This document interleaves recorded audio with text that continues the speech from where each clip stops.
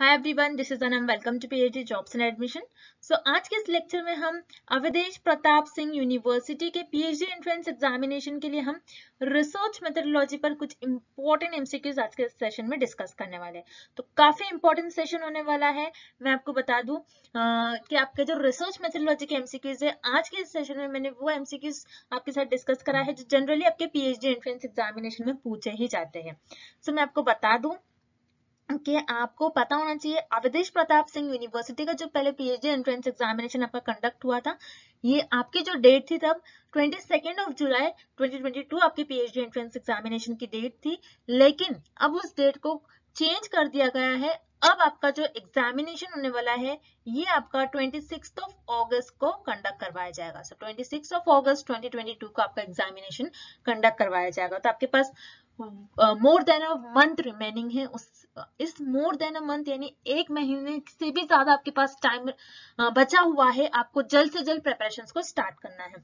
मैं आपको बता दूं शॉर्ट में कि आपको किस तरीके से सारी चीजों को फॉलो करना है, और आगे मैं आपको बता दूं, आगे वीडियो में भी मैं आपको बताने वाली हूँ कि आपका स्केड्यूल जो जिस तरीके से चेंज हुआ है उस नोटिफिकेशन का भी मैंने स्क्रीनशॉट आपको आगे बता रखा है इसी वीडियो में। ठीक है, तब मैं नेक्स्ट आपको बता दूं, आपका जो पीएचडी एंट्रेंस एग्जामिनेशन है उसमें आपको टोटल 100 एमसीक्यूज पूछा जाता है। ठीक है, 100 एमसीक्यूज को उन्होंने 50-50 एमसीक्यूज में कन्वर्ट करा है। ठीक है, अब ये जो फर्स्ट आपको जो 50 एमसीक्यूज पूछा जाता है ये आपको रिसर्च मेथोडोलॉजी पर पूछा जाता है, और रिमेनिंग 50 एमसीक्यूज जो है ये आपको आपके सब्जेक्ट से स्पेसिफिक पूछा जाता है। अब इसके लिए जो सिलेबस है रिसर्च मेथोडोलॉजी का, तो अपना जर्नल सिलेबस है जो मैं आपको पढ़ाते रहती हूँ, जैसे meaning of research, characteristics of research, steps of research, ये होता है आपके रिसर्च मेथोडोलॉजी का सिलेबस। और आपकी जो ऑफिशियल वेबसाइट पर जो सिलेबस उन्होंने डिस्कस करा है वो वाली लिंक मैंने आपके साथ नीचे डिस्क्रिप्शन बॉक्स में शेयर कर रखी है, जिससे कि आप डायरेक्टली इस लिंक पर जाकर आपके सिलेबस को फॉलो कर सको। अब जैसे कि आपको पता है 100 एमसीक्यूज पूछा जाता है जिसको 50-50 में डिवाइड कर रखा है।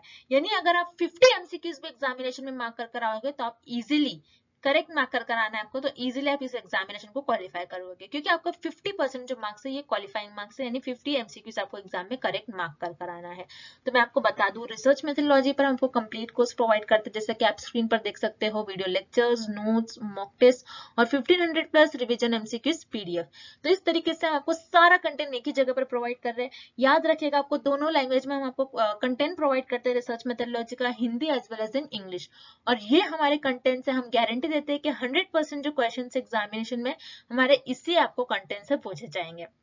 तो यहाँ पर 100% गारंटी के साथ हम आपको कंटेंट प्रोवाइड कर रहे हैं। तो आपको ज्यादा टाइम वेस्ट नहीं करना है, जल्द से जल्द कोर्स को परचेस करना है। परचेस करने के लिए स्क्रीन पर ये जो नंबर आपको नजर आ रहा है, इस नंबर पर आपको व्हाट्सएप के थ्रू हमें कॉन्टैक्ट करना है, और आप हमारे ऐप के थ्रू भी स्टडी मटेरियल को एक्सेस कर सकते हैं, जो कि है ग्लोबल ऑनलाइन ऐप, जिसकी मैंने लिंक आपके साथ नीचे कॉमेंट सेक्शन और डिस्क्रिप्शन बॉक्स में भी शेयर कर रखी है। So that's it and let's begin with the video. तो एक बार ये एमसीक्यू स्टार्ट करने से पहले मैं आपको अच्छे तरीके से हमारे कंटेंट जो हम आपको प्रोवाइड करते हैं, जो स्टडी मटेरियल हम आपको प्रोवाइड करते हैं, उसके बारे में एक बार मैं आपको फटाक से बता दूं कि हमारे इस कोर्स में हम आपको video lectures, mock test, notes provide करते हैं, और 1500 प्लस एमसीक्यूज रिविजन पीडीएफ। ये सारा जो कंटेंट आप देख रहे हो स्क्रीन पर, ये आपको एक ही जगह मिलेगा।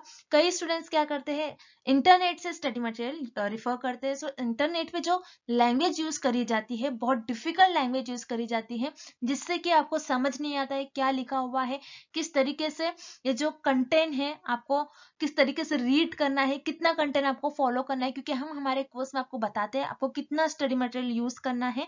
बहुत ज्यादा भी नहीं आपको पढ़ना है, बहुत कम भी नहीं, आप जितना सफिशिएंट है आपके स्टडी के लिए उतना आपको पढ़ना है। सो हमारे कोर्स में हम आपको गाइड करते रहते हैं कि किस तरीके से आपको किस टॉपिक पर ज्यादा फोकस रहना है, कहाँ से ज्यादा क्वेश्चंस आपको पूछे जा सकते हैं। ये सारी चीजें हमारे कोर्स में हम आपको बताते हैं। सो हमारे ये जो कोर्स है हम आपको गारंटी के साथ कहते हैं कि हमारे इसी कोर्स से आपको एग्जाम में 30 से 35 क्वेश्चन डायरेक्टली पूछे जाएंगे। तो जल्द से जल्द आपको कोर्स को परचेस करना है। परचेस करने के लिए स्क्रीन पर ये जो नंबर नजर आ रहा है इस पर व्हाट्सएप के थ्रू हमें कॉन्टैक्ट करना है। याद रखिएगा, नॉर्मल कॉल इस नंबर पर नहीं लगेगा, और आप हमारे इस ऐप के थ्रू भी स्टडी मटेरियल को एक्सेस कर सकते हो।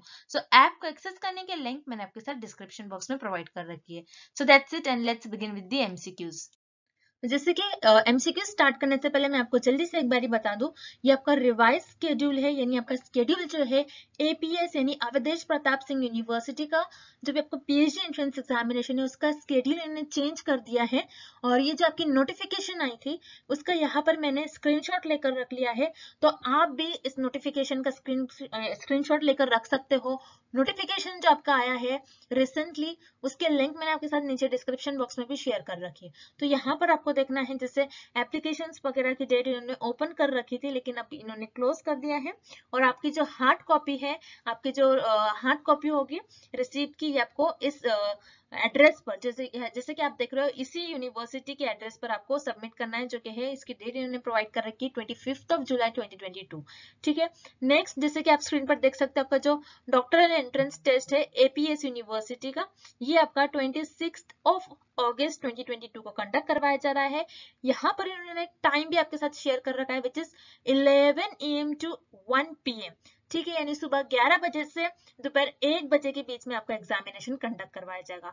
सो ये नोटिस रही आपकी, जो कि फिर से इन्होंने चेंज करा था, तो इस नोटिफिकेशन का मैंने स्क्रीनशॉट आपके साथ शेयर कर रखा है, तो आपको अच्छी तरीके से डेट वगैरह याद रखना है। So that's it and let's begin with the video. पहला प्रश्न, अनुसंधान क्या है? First question, research is. इस प्रश्न में हमें फाइंड आउट करना है कि अनुसंधान की सही परिभाषा, अनुसंधान की सही डेफिनेशन क्या होती है। सो हम हर एक विकल्प को जानेंगे और उसके थ्रू हर एक प्रश्न को हम सॉल्व करेंगे। सो यहाँ पर आपको ऑप्शन ए और विकल्प ए क्या गिवन है? सर्चिंग अगेन एंड अगेन, मतलब बार बार चीजों को खोजना। अब आप क्या कर रहे हो? बार बार किसी चीज को खोज रहे हो। जैसे आपने क्या करा, एक डिक्शनरी लिया, उसमें किसी एक वर्ड को, किसी एक आपने शब्द को बार बार आप खोज रहे हो। मैंने डिक्शनरी पढ़ी और उसमें मैं एक वर्ड को, एक शब्द को मैं बार बार खोज रही हूँ। सो आप इसे कहोगे कि मैंने अनुसंधान परफॉर्म किया, मैंने यहाँ पर रिसर्च परफॉर्म किया? नहीं, बार बार चीजों को खोजना ये आपके अनुसंधान की परिभाषा नहीं होगी। सो यहाँ पर आपका ऑप्शन ए और विकल्प ए आपका इनकरेक्ट और गलत हो जाएगा। देन हम ऑप्शन बी देखेंगे, आपका विकल्प B, finding solution to any problem, किसी भी समस्या का समाधान ढूंढना। आप क्या कर रहे हो? आपके पास एक समस्या है, उसको आप, उसका समाधान ढूंढ रहे हो, आप उस प्रॉब्लम को आप सॉल्व कर रहे हो। सो आप ये कहोगे कि आपने यहाँ पर अनुसंधान परफॉर्म किया, आपने अनुसंधान किया, आपने रिसर्च किया है? नहीं, प्रॉब्लम तो कुछ भी हो सकती है। अब जैसे मेरे पास एक पर्सन आया है और उसने मुझे कहा है कि मेरी समस्या को आप मेरी समस्या का आप समाधान बता दो। मतलब उसने एक प्रॉब्लम लेकर आया है मनी से रिलेटेड, उसको कुछ मनी से रिलेटेड प्रॉब्लम है और मैंने उसकी समस्या को सॉल्व कर दी, मैंने उसकी समस्या का सोल्यूशन निकाल दिया, मैंने उसकी समस्या का समाधान निकाल दिया। तो आप ये कहोगे कि मैंने यहाँ पर रिसर्च परफॉर्म किया? नहीं, प्रॉब्लम तो कुछ भी हो सकती है, आपकी समस्या तो कुछ भी हो सकती, कोई भी समस्या का समाधान ढूंढना हम इसको अनुसंधान नहीं कहेंगे। तो यहाँ पर आपका विकल्प बी भी गलत हो जाएगा, आपका ऑप्शन बी भी इनकरेक्ट हो जाएगा। देन हम ऑप्शन सी देखेंगे, working in a scientific way to search for truth of any problem, किसी भी समस्या की सच्चाई की खोज के लिए वैज्ञानिक तरीके से काम करना। मतलब आप क्या कर रहे हो? आप किसी भी समस्या का आप सर्च कर रहे हो, उस समस्या के प्रॉब्लम को आप सॉल्व कर रहे हो। आप क्या कर रहे हो? समस्या की सच्चाई को आप खोज रहे हो। किस तरीके से? वैज्ञानिक तरीके से। ओके, अब क्या करें? वैज्ञानिक तरीके से आप किसी भी समस्या की सच्चाई को खोज रहे हो, तो हम क्या कहेंगे? उसे रिसर्च कहेंगे, हम उसे अनुसंधान कहेंगे। देखिए, किसी भी अनुसंधान को, अनुसंधान का मतलब ये नहीं होता है कि किसी भी चीजों को बार बार खोजना, किसी भी समस्या का समाधान निकालना, बल्कि किसी भी चीज को बार बार खोजना, किसी भी समस्या का समाधान निकालना किस तरीके से? वैज्ञानिक तरीके से। तो यहाँ पर आपको जो शब्द गिवन है, शब्द जो आपको दिया गया है इस प्रश्न में, वैज्ञानिक तरीका, दिस इज वेरी इंपॉर्टेंट, ये आपके लिए बहुत इंपॉर्टेंट वर्ड यहाँ पर गिवन है, हिंट आपको गिवन है कि आप क्या करोगे? रिसर्च में आप आपके अनुसंधान में किसी भी समस्या की सच्चाई को खोज करोगे, उसका समस्या ढूंढोगे, किस तरीके से? वैज्ञानिक तरीके से। तो हम उसे कहेंगे, आपकी ये अनुसंधान की परिभाषा हो गई, आपकी रिसर्च की डेफिनेशन हो गई। तो यहाँ पर आपका जो विकल्प सी है ये करेक्ट है, आपका ऑप्शन सी यहाँ पर करेक्ट आंसर हो जाएगा आपका। सो इस प्रश्न का करेक्ट आंसर हो जाएगा आपका विकल्प सी। अगला प्रश्न, अगर दो चर पूरी तरह से नकारात्मक से संबंधित में होते हैं two variables are said to be perfectly negatively correlated if। इस प्रश्न में हमें फाइंड आउट करना है और ये पता लगाना है अगर दो चर पूरी तरह से नकारात्मक से संबंधित में होते हैं तो उन दो चर के बीच में कैसा संबंध होगा। अगर आपके जो दो वेरिएबल्स है, दो वेरिएबल्स के बीच में कैसा रिलेटेड है, वो एक दूसरे से कैसे रिलेटेड है, परफेक्टली नेगेटिवली कोरिलेटेड है, तो उन दो वेरिएबल्स के बीच में, उन दो चर के बीच में कैसा कोरिलेशन होगा या फिर कैसा संबंध होगा, हमें ये फाइंड आउट करना है। तो याद रखिएगा कोरिलेशनल रिसर्च में से संबंध रिसर्च में आपके एक कोएफिशिएंट होता है जिसका नाम होता है कार्ल पियर्सन्स कोएफिशिएंट। आपको याद रखना है, बहुत इंपॉर्टेंट कॉन्सेप्ट है कार्ल पियर्सन्स कोएफिशिएंट। तो आपके जो कार्ल पियर्सन्स कोएफिशिएंट की वैल्यू है ये आपकी -1 से +1 के बीच में लाई करती है, -1 से +1 के बीच में होती है। सो यहाँ पर अगर आपके कार्ल पियर्सन्स कोएफिशिएंट की वैल्यू -1 है देन आप कहोगे जो आपके चर है, जो आपके वेरिएबल्स है, उनके बीच में कैसा संबंध होगा, एक दूसरे से वो कैसे रिलेटेड होंगे, परफेक्ट नेगेटिवली। ओके, अगर -1 होगा आपकी कार्ल पियर्सन्स कोएफिशिएंट की वैल्यू तो आपके जो चर है वो एक दूसरे से कैसे, उनके बीच में कैसा संबंध होगा, वो एक दूसरे से परफेक्ट नेगेटिवली कोरिलेटेड होंगे। अगर आपके जो कार्ल पियर्सन्स कोएफिशिएंट की वैल्यू +1 है मतलब आपके जो चर है, आपके जो वेरिएबल्स है एक दूसरे से कैसे कोरिलेटेड होंगे, उनके बीच में कैसे सहसंबंध होगा कि वो एक दूसरे से परफेक्ट पॉजिटिवली कोरिलेटेड होंगे। आपको ये याद रखना है। अगर आपके कार्ल पियर्सन्स कोएफिशिएंट की वैल्यू 0 है मतलब वहां पर आपके जो चर है उनके बीच में कोई रिलेशन नहीं होता है, नो रिलेशन। ओके, आपको याद रखना है, this is very important concept. आपके जो कोरिलेशनल रिसर्च, आपके जो संबंधित अनुसंधान है उसमें आपका एक कोएफिशिएंट होता है जिसे हम कहते हैं कार्ल पियर्सन्स कोएफिशिएंट। अगर आपके कार्ल पियर्सन्स कोएफिशिएंट की वैल्यू +1 है मतलब आपके जो वेरिएबल से जो चर है एक दूसरे से परफेक्ट पॉजिटिवली कोरिलेटेड होंगे, उनके बीच में कैसा संबंध होगा, पॉजिटिव संबंध होगा। अगर आपके जो चर है और आपके जो कार्ल पियर्सन्स कोएफिशिएंट की वैल्यू -1 है मतलब आपके जो चर होंगे, दोनों चर के बीच में आपके कोई भी टू वेरिएबल्स के बीच में किस तरीके का रिलेशन होगा, परफेक्ट नेगेटिवली कोरिलेटेड होंगे। वो एक दूसरे से, आपके जो चर होंगे एक दूसरे से उनका कैसा संबंध होगा कि वो एक दूसरे से नेगेटिवली कोरिलेटेड होंगे। सो याद रखना है, जब भी परफेक्टली नेगेटिवली कोरिलेटेड आ रहा है मतलब नकारात्मक से संबंध आ रहा है तो आपके जो चर है, आपके जो वेरिएबल्स है उनके बीच में कैसा संबंध है, वो एक दूसरे से परफेक्ट नेगेटिवली कोरिलेटेड होंगे। कब, जब उनकी कार्ल पियर्सन्स कोएफिशिएंट की वैल्यू -1 होती है तो आपके चर के बीच में कैसा सह संबंध होगा, गुणांक -1। ओके, तो यहाँ पर आपका जो विकल्प बी होगा ये आपका सही उत्तर हो जाएगा। अगला प्रश्न, नमूने के किसी भी स्तर पर चयन के लिए उपलब्ध उचित पहचान वाले जनसंख्या के सभी तत्वों को कहा जाता है। All the elements of population with proper identification that is available for selection at any stage of sampling is called। इस प्रश्न में हमें पता लगाना है कि आपकी जो जनसंख्या है, जनसंख्या के आपके सभी तत्व, जनसंख्या के सभी तत्व उनके आपके पास एक पहचान मौजूद है, आपके पास एक पहचान उपलब्ध है आपके नमूने के किसी भी स्तर पर। ओके, सो उसे हम क्या कहते हैं, हम फिर से देख लेते हैं। नमूने के किसी भी स्तर पर आपकी जो जनसंख्या है, जनसंख्या के सभी तत्वों की आपको पहचान उपलब्ध है, सो उसे हम क्या कहते हैं, क्या उसे हम नमूना कहते हैं, सैम्पलिंग यूनिट कहते हैं, फिर या फिर नमूना चयन ढांचा कहते हैं, या फिर यूनिवर्स मतलब समस्त विचाराधीन विषय कहते हैं। ओके, सो याद रखिएगा, आपके पास यहाँ पर आपको जो कुछ आपको बताया गया है इस प्रश्न में आपको एक जगह लिख लेना है। जैसे इस प्रश्न में आपको बताया है आपकी जो जनसंख्या है मतलब आपकी जो पॉपुलेशन है, आपकी जनसंख्या है, उसके सारे एलिमेंट्स मतलब आपके सारे तत्वों की आपके पास एक आइडेंटिफिकेशन है। आपकी जो पॉपुलेशन है वो सारे उनके जो एलिमेंट्स है, पॉपुलेशन के एलिमेंट्स मतलब आपकी जो जनसंख्या है उसके सभी तत्वों की आपको पहचान है। पहचान आपके लिए प्रेजेंट है, आपके लिए उपलब्ध है।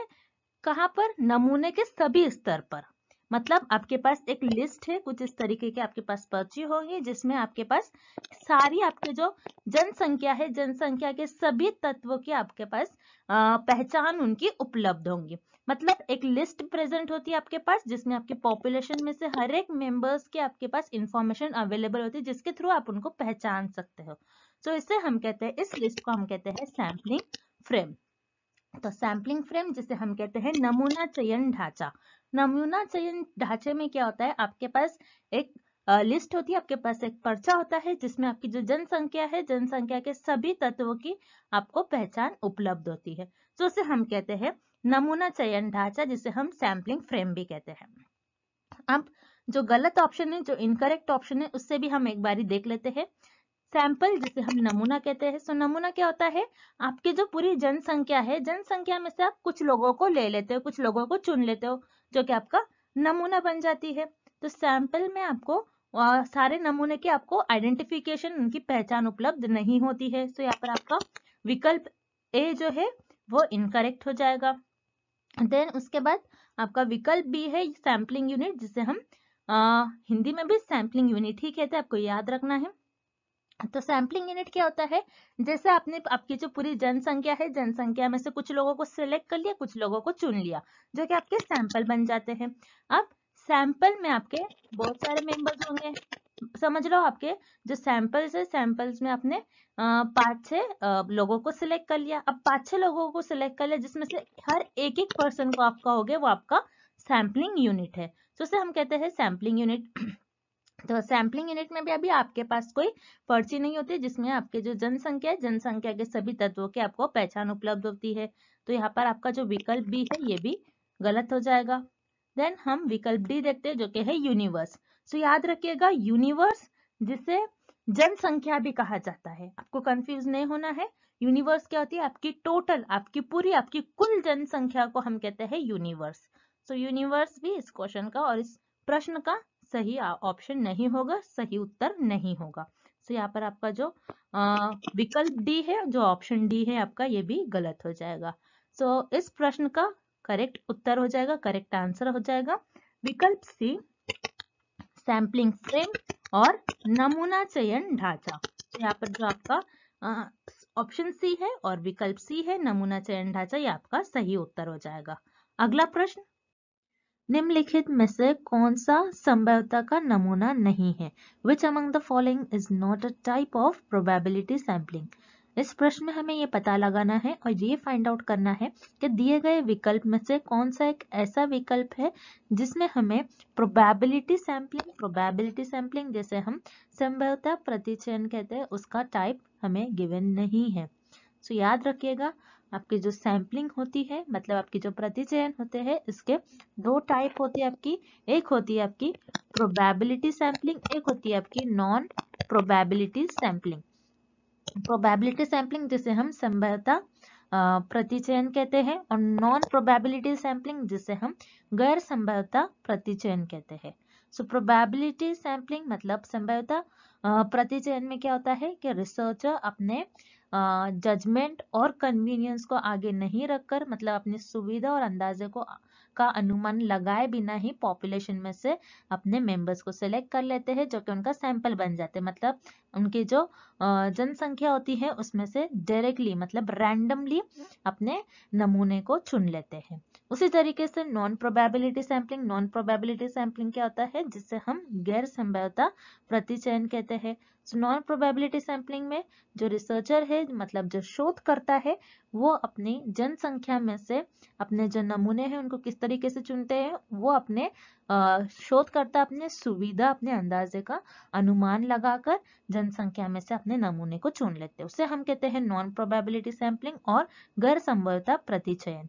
ओके, अब इस क्वेश्चन में जैसे कि हम हर एक विकल्प देखेंगे और ये पता लगाएंगे कि कौन सा आपको प्रोबेबिलिटी सैम्पलिंग का टाइप गिवन है और कौन सा नॉन प्रोबेबिलिटी सैम्पलिंग, मतलब कौन सा संभाव्यता प्रतिचयन है और कौन सा गैर संभाव्यता प्रतिचयन है।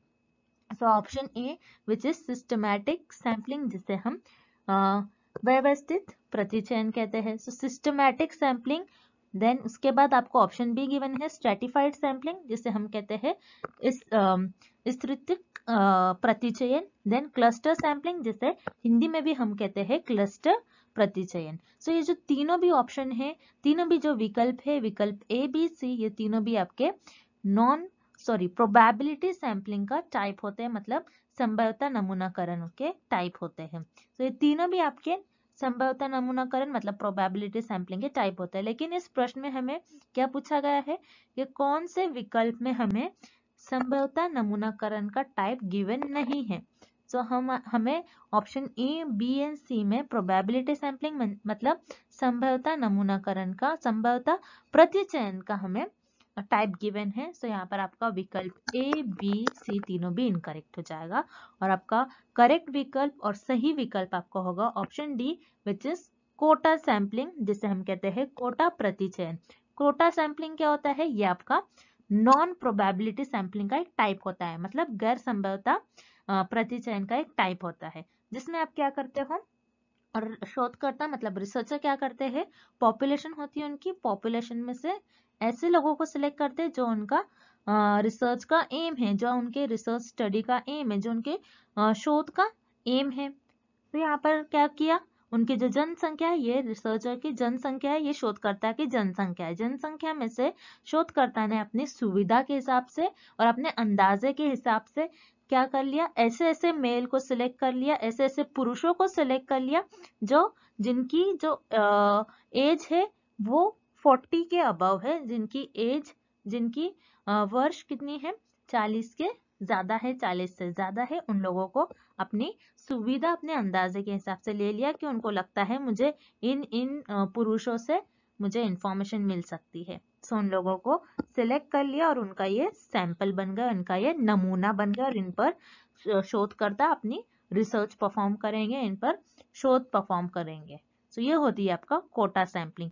कोटा सैंपलिंग आपके नॉन प्रोबेबिलिटी सैंपलिंग का टाइप होती है, मतलब गैर संभाव्यता प्रतिचयन का एक टाइप होती है। सो यहाँ पर आपका जो करेक्ट विकल्प हो जाएगा, आपका जो सही विकल्प हो जाएगा वो हो जाएगा option D, quota sampling, which is quota प्रतिचयन। अगला प्रश्न, निम्नलिखित में से कौन सा शोध प्रक्रिया शुरू करने में पहला कदम है? Which of the following is the first step in starting the research process? इस प्रश्न में हमें ये पता लगाना है और ये फाइंड आउट करना है कि दिए गए विकल्प में से कौन सा एक ऐसा विकल्प है जो किसी शोध प्रक्रिया शुरू करने में पहला कदम होता है, या फिर कौन सा एक ऐसा ऑप्शन है जो किसी रिसर्च प्रोसेस का फर्स्ट स्टेप होता है, रिसर्च प्रोसेस को स्टार्ट करने में फर्स्ट स्टेप होता है, वो कौन सा फर्स्ट स्टेप होता है, हमें ये पता लगाना है। सो याद रखिएगा, किसी भी शोध प्रक्रिया शुरू करने में जो हम पहला स्टेप लेते हैं, पहला कदम क्या लेते हैं हम, कि हम उस प्रॉब्लम को आइडेंटिफाई करते हैं। सो आइडेंटिफिकेशन ऑफ द प्रॉब्लम मतलब समस्या की पहचान। हम कोई भी समस्या होती है उसको पहले हमको पहचानना होता है, अगर आप समस्या को पहचानोगे तभी उसके बारे में आगे खोज कर पाओगे। तो याद रखिएगा, शोध प्रक्रिया शुरू करने में जो पहला कदम होता है, जो पहला स्टेप होता है, वो होता है किसी भी समस्या की पहचान। आपको पहले एक समस्या पता होनी चाहिए, उस समस्या को आपको पहचानना होगा, तभी तो आप रिसर्च कर पाओगे, तभी तो आप आपकी शोध स्टार्ट कर पाओगे, शोध प्रक्रिया शुरू कर पाओगे। ओके, अब जो रिमेनिंग ऑप्शन है हम वो भी देख लेते हैं, जो गलत ऑप्शन आपको, जो गलत विकल्प दिए गए हैं आपको, हम वो भी देख लेते हैं। Searching source of information to locate the problem, मतलब समस्या का पता लगाने के लिए जानकारी के खोजना। मतलब आपने क्या करा, आपकी जो समस्या है उसको पता लगाना चाहा, आपने उसका कुछ अपने सोल्यूशन पता लगाना चाहे, तो उसके लिए आपने क्या करा, कोई चीजों को खोजा, अपने उस समस्या को पता लगाने के लिए आपने क्या करा, कुछ इंफॉर्मेशन खोजा। तो आपको तो इतना पता होना चाहिए, अगर आपके पास प्रॉब्लम ही नहीं पता आपको, तो आपको समस्या की ही पहचान नहीं है अभी तक, तो उसके बारे में आप इंफॉर्मेशन कैसा खोजोगे, आप उसके बारे में जानकारी कैसा खोज सकते हो। तो यहाँ पर आपका जो है विकल्प ए गलत हो जाएगा, इनकरेक्ट हो जाएगा। देन विकल्प B, survey of related literature, मतलब संबंधित रचना का सर्वेक्षण। आप क्या कर रहे हो, सर्वे करवा रहे हो, मतलब आप इंफॉर्मेशन कलेक्ट कर रहे हो। अगेन आप क्या कर रहे हो, एक तरीके से जानकारी खोज रहे हो। जैसे मैंने आपको अभी बताया है, क्या अगर आपको तो पहले समस्या पता होना चाहिए, तभी आप आगे रिसर्च कर पाओगे, तभी आप आपका शोध की प्रक्रिया शुरू कर पाओगे। बिना आपको किसी समस्या की पहचान के आप कैसा शोध स्टार्ट करोगे, आप कैसा आपकी शोध प्रक्रिया शुरू करोगे। तो यहाँ पर आपका जो विकल्प भी आपको गिवन है ये भी गलत होगा। देन विकल्प डी हम देख लेते हैं, जो कि है searching for solution to the problem. Again यहाँ पर आपको ऑप्शन ए, बी और डी तीनों का भी मतलब सेम ही है। आप क्या कर रहे हो, वो किसी भी समस्या का हल निकाल रहे हो, समस्या का समाधान खोज रहे हो, उसका सोल्यूशन फाइंड आउट कर रहे हो, आप सोल्यूशन सर्च कर रहे हो। तो आप क्या कर रहे हो, समस्या का समाधान खोज रहे हो। आपने क्या करा, मैंने आपको पहले ही बताया कि फर्स्ट स्टेप क्या होता है, किसी भी रिसर्च प्रोसेस का फर्स्ट स्टेप क्या, फिर किसी शोध प्रक्रिया को शुरू करने का जो पहला कदम होता है कि आप कोई समस्या को पहचान लेते हो। बिना समस्या को पहचाने में अगर आप उस समस्या का कैसे समाधान खोज करोगे, उसका कैसा सोल्यूशन कैसे खोज करोगे आप। ओके तो पहले आप क्या करोगे, किसी भी रिसर्च प्रोसेस का, किसी भी शोध प्रक्रिया का शोध प्रक्रिया को शुरू करने में जो पहला कदम होता है, जो फर्स्ट स्टेप होता है, वो होता है आइडेंटिफिकेशन ऑफ ए प्रॉब्लम, मतलब समस्या का पहचान। किसी भी समस्या को आपको पहचानना होगा, तभी आप आगे रिसर्च कर पाओगे, तभी आप आगे शोध कर पाओगे। इसलिए आपका इस प्रश्न का करेक्ट उत्तर हो जाएगा, आपका इस प्रश्न का सही उत्तर हो जाएगा विकल्प सी, समस्या की पहचान, that is identification of the problem. And thank you for watching this video. Good luck with your preparation and see you tomorrow with another video.